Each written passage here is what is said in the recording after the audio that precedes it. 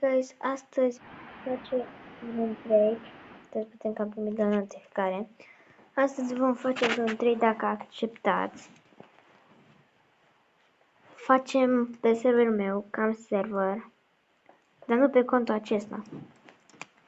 Pe contul acesta am numai brain roții, dar să știți că mi le dau pe contul pe care am și serverul. Stai să vi-l arăt. Uite, pe contul ăsta. 6-7, bare jos David. Ok. Așteptăm să intre pe server.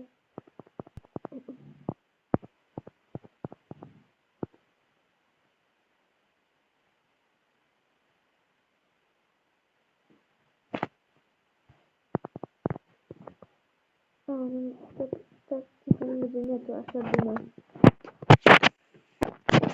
Ok, stați puțin. Să merg în altă casă. Uite aici. Mă, ce? Vezi că n-am intrat să fie chestia asta. Ok. Deci stați puțin că facem și noi chestia asta. De prima dată hai să vă arăt baza. Deci avem aici. În afară de chestiile astea, dacă vrei și chestiile astea, dar nu prea ce să avem, nu prea aveți ce să facem. Astea puțin mai slabe așa, dar tot sunt slabe. Uite, de aici începe nebunile. Vreau oferte.